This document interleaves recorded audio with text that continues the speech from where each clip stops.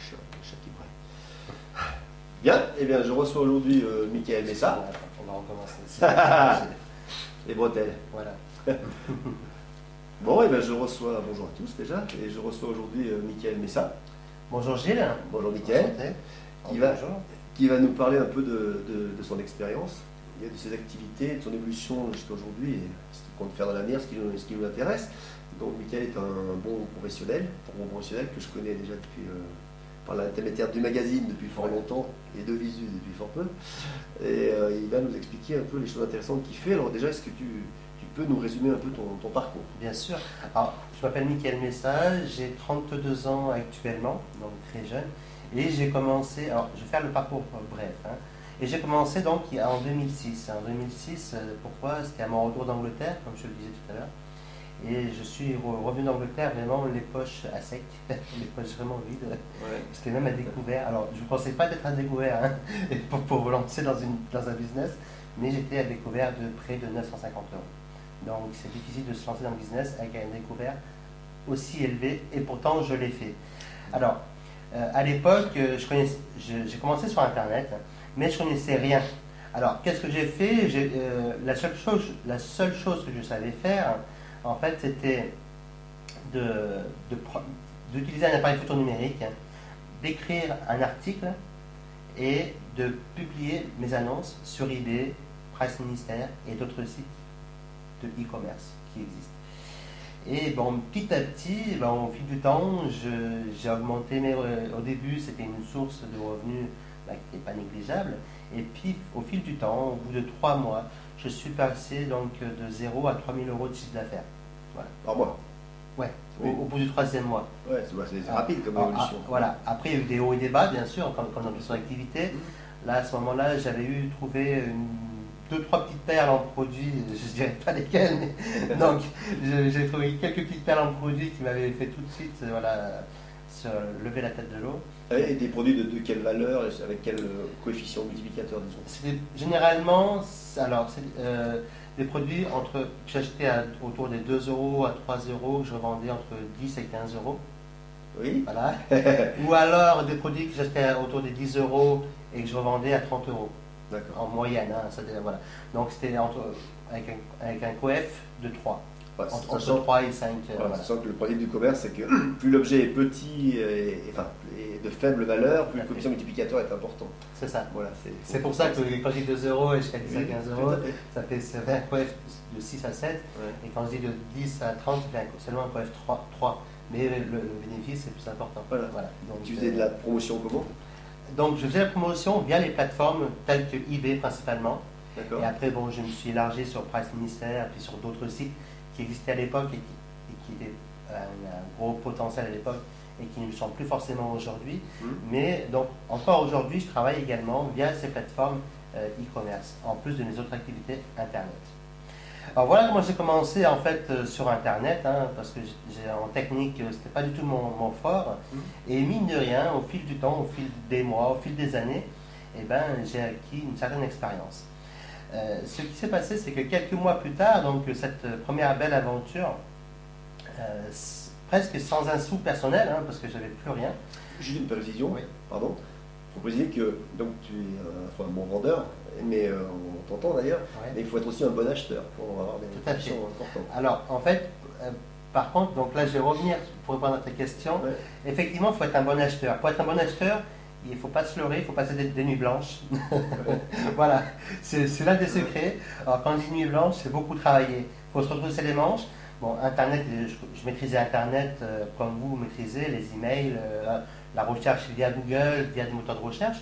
Et donc, je me rappelle, ce jour-là, même ces jours-là, ces semaines-là, j'avais passé des nuits blanches, alors pas tous les jours, hein, mais jusqu'à 3 h du matin à rechercher des fournisseurs, des importateurs en fait, hein, parce que je me suis aperçu que plus on allait à la source, en fait, plus vous allez à la source, au fabricant même lui-même, si vous pouvez. D'ailleurs, je pars en Asie dans quelques mois. Alors, ça dépendra à quel moment sera diffusée la vidéo, bien sûr. Hein, voilà. Mais normalement, je pars d'ici la fin d'année, début d'année prochaine, fin 2013, début 2014, en Asie. Là, je ne conseille pas à nos lecteurs de commencer par l'importation, parce qu'il faut quand même maîtriser. Voilà. Vous êtes responsable, si vous importez, de la qualité des produits. Voilà, il y a un problème, tout le monde est malade, c'est un peu embêtant. Voilà. Ou alors vous choisissez bien votre produit, voilà. Pas de problème. Alors c'est vrai que choisissez vraiment le produit, un produit qui ne commencez pas du tout par ça. Par contre, commencez au moins à commander chez les importateurs. Tout à fait. D'ailleurs, on en parlera plus tard. Voilà, donc vraiment comme ça, au moins avec les importateurs européens, si vous êtes en France ou en Belgique ou en Suisse, vous ne risquez vraiment rien. Voilà. Mais après, si vous êtes au Canada, c'est un peu plus délicat parce qu'avec les frais, etc. Mais voilà, si vous êtes, vu que la majorité d'entre vous, vous êtes dans un pays francophone, qui comprend la Belgique, la France et la Suisse, commencez via tout de suite les importateurs et sélectionnez attentivement vos produits. Voilà, excuse-moi, je t'ai coupé. Alors, donc, je disais, donc, quelques mois après cette belle aventure, et puis comme un peu toi avec ton expérience enrichissante de quand tu as lancé ton magazine Arrondir ses fins de mois, il y a 11 ans, et ben j'ai repris un commerce en fait, parce que je suis issu du commerce physique depuis l'âge de 13-14 ans, en 93-94. Mon père avait une presse papeterie, du coup j'allais l'aider les week-ends et les jours fériés, les vacances scolaires. Donc je suis vraiment issu du commerce physique. Et ce manque, j'avais besoin de m'élever un peu plus, d'agrandir un peu plus et d'approfondir mes connaissances. Du coup, j'ai repris un commerce physique à l'époque dans la région Rhône-Alpes, à une centaine de kilomètres de Lyon, à peu près. Entre Lyon et Clermont-Ferrand, si vous habitez la France, vous connaissez un peu. Voilà. Et donc, au bout de 2 ans, au bout de 26 mois exactement, je l'ai revendu avec une belle plus-value. Mais ce que je dis encore, c'est que c'est encore grâce une fois à mon activité e-commerce que j'ai pu faire développer le chiffre Internet, le chiffre de mon business, que j'ai pu trouver des fournisseurs aussi importants, et encore je ne savais pas tout à l'époque comme je le sais aujourd'hui, donc, et que j'ai pu faire accroître en 2 ans de 40 000 euros, grosso modo, de chiffre d'affaires. Oui, la valorisation a suivi. Voilà, donc Internet aujourd'hui, que vous lancez sur Internet ou que vous ayez un commerce physique déjà et que vous voulez lancer des produits sur Internet, allez-y, foncez. Alors, soyez prudents, allez à votre rythme, mais foncez. Alors, on peut souligner le fait que il faut se retrousser les mondes, tu as gardé l'habitude. Les manches courtes, on est en montagne, à 600 mètres. Et donc, on voit que, effectivement, tu as beaucoup travaillé. Tu disais qu'entre 2 clients aussi de la boutique, tu es allé sur Internet pour travailler. Voilà, il faut utiliser son temps au maximum, ne pas perdre de temps. Il faut quand même être un bosseur pour lancer quelque chose. Voilà, alors, comme on dit, il faut se retrousser les manches, il faut mettre les mains dans le cambouis, comme j'aime le signaler aussi. Ça, c'est, bon, je suis issu d'une famille d'agriculteurs, de mineurs, donc j'ai autour de moi donc voilà, je sais ce que c'est la terre, les choses de la terre, les choses simples, et même si j'en apprends tous les jours, et c'est ça, en fait, il faut rester sur des bases solides et simples, et petit à petit, vous ferez votre bout de chemin, vous aussi. Voilà. On va maintenant aborder ton activité plus spécifiquement sur Internet. Alors explique-nous un peu, tu vas expliquer le démarrage là, la suite. Alors en fait, donc quand j'ai revendu mon commerce, c'était fin 2008, début 2009, avec une plus-value, j'ai continué mon activité e-commerce en fait. Voilà. Mais en fait, parce qu'il faut savoir qu'entre un commerce classique, comme j'aime l'appeler, qui est fait de briques et de mortier, et un commerce sur Internet, il y a quand même une grande différence. Et la grande différence, c'est quoi? C'est le temps. C'est le gain de temps que vous avez dans le commerce, dans le e-commerce.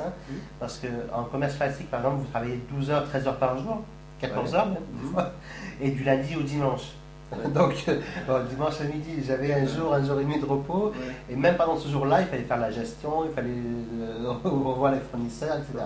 Alors qu'avec le e-commerce, là, j'ai vraiment trouvé, waouh, là, c'est vraiment le boulot de rêve, quoi. Je pouvais organiser mon temps comme je le voulais. Alors attention, quand je dis organiser mon temps comme je le voulais, ça ne veut pas dire ne pas travailler. C'est pas du tout ça. Par contre, comme le disait Gilles précédemment dans une autre interview, je peux aller faire du ski quand les autres travaillent, parce que j'habite également au pied des stations, et donc je me rappelle souvent de toi, mais également au pied des stations. Champs-Rousse. Voilà, Champs-Rousse, Alpes d'Huez, pour ceux qui regardent le Tour de France. Alpes du Grand-Serre. Voilà, Alpes d'Huez, Alpes du Grand-Serre, qui est des stations familiales ou plus grandes, 2 Alpes même. toute façon. Et donc, voilà, qui sont vraiment des belles stations. Et puis pareil, j'habite pas très loin de la mer et j'ai aussi la possibilité d'avoir un appartement dans le sud de la France.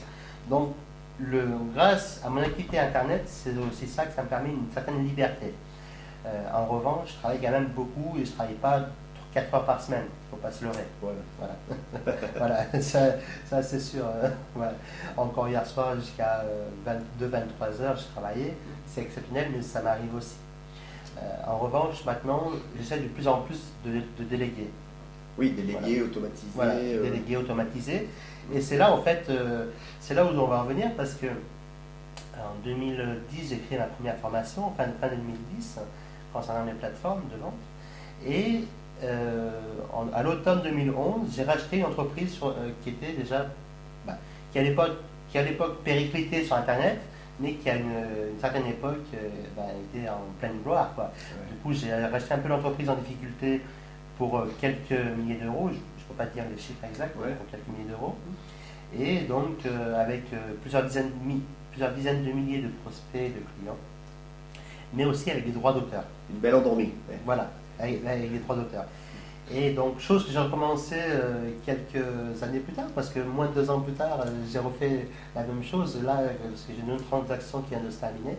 Oui. Et entre-temps, avec mon associé qui est Stéphane Munier, on a lancé un logiciel donc, qui permette aux auteurs, aux consultants, aux experts, ou tout simplement à ceux qui veulent arrondir leur fin de mois, donc qui leur permettent de publier en 3 étapes très simples leurs livres sur Kindle. Explique-nous justement l'intérêt d'Amazon et de Kindle. Alors en fait pourquoi alors, avant, pour devenir un auteur, il fallait forcément, ou quasi forcément, soit l'auto-éditer au format papier, comme tu l'as fait. Oui, moi ça me différence, parce que j'ai édité aussi d'autres auteurs, mais, voilà. Mais l'auto-éditeur simple, oui, c'est vrai que c'est pas évident de faire quelque chose avec. Voilà, en plus ça a déjà beaucoup d'argent, il faut déjà beaucoup investir avant de récupérer quelques centaines d'euros au début. Éventuellement. Et encore, c'est pas sûr à 100%. Ouais, l'auto-édition, il y a beaucoup de pièges, c'est vrai. Voilà. Et en plus, sans compter les pièges que tu sais. Donc, ou soit passer par une maison d'édition. Mais là, pareil, passer par une maison d'édition, il reçoit peut-être alors je ne sais pas les chiffres exacts, mais il doit recevoir des centaines de manuscrits par an. Non, par mois, je veux dire, par mois. Ouais, certains c'est par jour. Voilà, certains c'est par jour. Ouais. Donc ça veut dire des dizaines de milliers par an. Tout dépend de la surface de la maison d'édition, leur grandeur, quoi. Hein. Si vous allez chez les éditions Robert Laffont, Michel Laffont, voilà, là, ne comptez même pas d'être publié un jour. Ouais, voilà, il faut faire vos preuves. Comme l'a fait, donc, on a mis sur une très bonne vidéo sur YouTube d'ailleurs qui parle de ça. On mettra le lien. On mettra le lien, on mettra la vidéo. Et donc, et d'ailleurs, Gilles, d'ailleurs, on reviendra sur cette question-là plus tard, parce que je vais vous expliquer comment un auteur est passé d'un livre en fait qui s'était fait refuser. En fait, parce qu'au début, elle s'est fait refuser son livre par les maisons d'édition, et qu'au final, et puis au bout de quelques mois, une fois qu'elle est lancée sur Kindle, Amazon, ce sont les éditeurs eux-mêmes qui sont venus la chercher. Donc, imaginez demain que ce soit une maison d'édition qui vient nous chercher parce que votre livre a connu un succès. C'est clair, hein, si votre livre n'a pas connu de succès, on ne va pas vous chercher.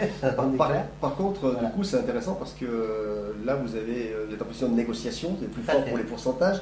Sur un bouquin, c'est 6-8% actuellement plutôt. C'est un auteur très connu, ça sera peut-être 12%. Bon, après, il y a des avaloirs, il y a plein de choses différentes. Mais si vous avez déjà un succès sur Internet et que l'éditeur se branche là-dessus, effectivement, vous avez une bonne manière de négocier, surtout qu'il y a plusieurs éditeurs. C'est ça. Et ça peut être intéressant. En fait, c'est ça. Et donc, l'avantage d'être en position de force, c'est un peu ça aussi. Amazon, en plus de Kindle, il faut quand même savoir qu'en France, même dans le monde, en vente de livres, sont le numéro 1. Oui, largement. Donc, ils sont largement devant. Il y a peut-être aux États-Unis, il y a Barnes & Noble. Voilà, c'est ça, qui sont non, ils sont comme bien. Mais bon, ils sont quand même un peu en dessous. Mais voilà, en restant dans le concret, dans les résultats concrets, que c'est en francophonie, Amazon est largement devant devant tout le monde, hein, même devant la FNAC. Et puis, contrairement à l'auto-édition, il n'y a pas d'argent à sortir pour imprimer quelque chose. Voilà, et en plus, donc, on va y revenir parce que c'est vrai qu'aujourd'hui, donc, comme on disait, publier un livre papier, ça coûte de l'argent, ou alors il faut aller voir voir une maison d'édition, mais là, pas trop rêver. Et, ou alors la publication sur Amazon. Alors, qu'est-ce qui se passe quand vous publiez un livre sur Amazon? L'avantage qu'il y a, c'est déjà que votre livre a déjà une visibilité qui est déjà beaucoup plus grande. Hein, si vous choisissez vraiment les bons mots-clés, le bon titre et le bon thème. Oui, il y a un marketing à faire. Voilà, il y a un petit marketing. Mais le second avantage, c'est qu'Amazon également vous aidera, alors je précise bien, vous aidera à faire connaître votre manuscrit. Sans compter que le fait qu'un investissement nul ou quasiment nul en livre, hormis si vous faites faire la couverture numérique par exemple par un infographiste, mais qui demande quelques dizaines d'euros, je veux dire, si vous prenez quelqu'un sur Fiverr par exemple, c'est un site qu'on recommande, vous pouvez en sortir pour 5 à 15 dollars, ça dépend s'ils font des retouches. Fivers.com. F-I-V-E-R.com. Vous tapez sur Google Fiverr.com, Gilles vous mettra le lien en dessous de la vidéo éventuellement. Et c'est vraiment un très bon site. Oui, puis c'est intéressant, il faut quand même soigner la couverture, parce que c'est la première chose qu'on voit. Et les accroches se font là. On peut d'ailleurs, petite parenthèse, parce que je connais un petit peu le sujet, les couvertures en France sont souvent très tristes. Quand on compare aux États-Unis ou ailleurs, il y a beaucoup plus de couleurs. En France, je sais pas, on assimile le plaisir de la lecture à l'aspect très terne de la couverture, ça m'échappe un peu. Mais souvent, c'est le cas, soit pour les polars, on y vient, et pour le reste, vous regardez la Pléiade, ça donne pas envie de les ouvrir. Voilà. Et donc, en faisant une bonne couverture, avec un bon graphisme, vous pouvez aussi arriver à vous faire remarquer ce qui est le but du jeu. Attirer l'œil du lecteur, en fait. Parce que donc, vous allez attirer de différentes façons. Déjà avec votre titre, voilà, le titre. Déjà un titre qui accroche vraiment bien, et une belle couverture. Bien sûr, après, vous avez aussi la description que vous allez faire de votre livre. Si vous faites une description un peu terne, comme tu l'as dit, monotone, forcément, votre livre, il ne donnera pas envie au lecteur potentiel de l'acheter. On peut choquer aussi. J'en ai un exemple récent. Tout à fait. Alors, il y a un gros mot, vous m'excuserez, mais il y a un gars qui a écrit Comment chier dans les bois. 4 millions d'exemplaires de vendus dans le monde. Donc, au départ, c'est quelque chose de très écologique, c'est-à-dire qu'on ne commande pas polluer, etc. Donc c'est très, très sérieux. Et c'est vendu, ça fait un boom extraordinaire. Et voilà, il y a un certain nombre de choses comme ça où le titre qui est choquant. Attention, il faut aussi supporter les coups de bâton que vous aurez avec des titres choquants, parce que vous allez en prendre. Il n'y a pas que du côté positif. Voilà, il y a du positif. Là, je vous donne un succès. Voilà. Mais voilà, un titre original ou l'élégance du hérisson qui est original, des choses un peu décalées comme ça peuvent bien fonctionner si le contenu est en rapport avec la couverture. Et justifié. Et après, il faut que le contenu soit aussi de bonne qualité. Voilà. D'accord, donc corrigé, relu. Le faire passer dans plusieurs mains, n'ayez pas peur qu'on vous vole votre idée. Là actuellement je travaille avec une auteure proche de chez moi, qui c'est un livre autobiographique, et elle avait peur donc en fait qu'on lui vole ses idées. Alors je lui dis, une fois que tu écris ton truc, il t'appartient. Si maintenant tu veux être vraiment sûr à 100%, ça n'existe pas, mais augmenter donc ton assurance vie, entre guillemets, envoie-le toi par la poste en recommandé. Déjà, c'est déjà l'une des premières astuces très simple qui coûtera que quelques euros, 4 euros le coût d'un recommandé. Et alors aussi, je recommande un autre site internet qui est Copyright France. Voilà. Tapez sur Google Copyright France et déposez votre manuscrit donc, sur ce site-là, et vous aurez un constat de l'huissier. D'accord. Ça coûte ça, quelques dizaines d'euros? Même pas une dizaine d'euros. Ah, je connaissais pas. Un peu moins que je crois que j'ai passé par là l'année passée, ça coûtait 8-9 euros à peu près. D'accord, alors plus cher, il y a aussi l'enveloppe solo. Oui, l'enveloppe solo, tout à fait. On envoie 2 exemplaires du magazine dans une enveloppe spéciale, et la date est marquée avec un numéro spécial par un laser qui traverse les papiers. Et donc vous avez la preuve de la date, puisque une copie vous est renvoyée et les pays gardent l'autre. Donc pour les papiers très importants, ça peut être utile. Voilà. Après, pour un livre, ne vous en faites pas. Mais après, c'est que pour un papier plus important, ou même si votre livre est important à vos yeux, ce que je vous l'accorde, parce que pour un auteur, pour un expert, pour quelqu'un qui va arrondir ses fins de mois, surtout son premier livre, ou même les suivants, c'est toujours important, et on le met toujours sur un piédestal, ce qui est normal. Pareil, je suis passé par là et je passe encore par là aujourd'hui. Oui, à chaque peur de se faire voler l'idée. Voilà. Mais n'ayez pas peur, partagez vos idées. Et la plupart des gens, 80% des gens sont honnêtes. Oui, après, voilà. Donc, alors, petite question, on est au Kindle. Kindle. Au Kindle, donc pour vendre sur Amazon via Kindle, il faut une certaine mise en forme, mise en page. Voilà, en fait, c'est vrai que Moi, j'ai commencé à publier sur Kindle, aussi bien pour moi que pour mon associé, mon associé ou moi en fait, hein, c'est pareil hein, avec Stéphane. On a commencé à l'automne 2011, donc il y a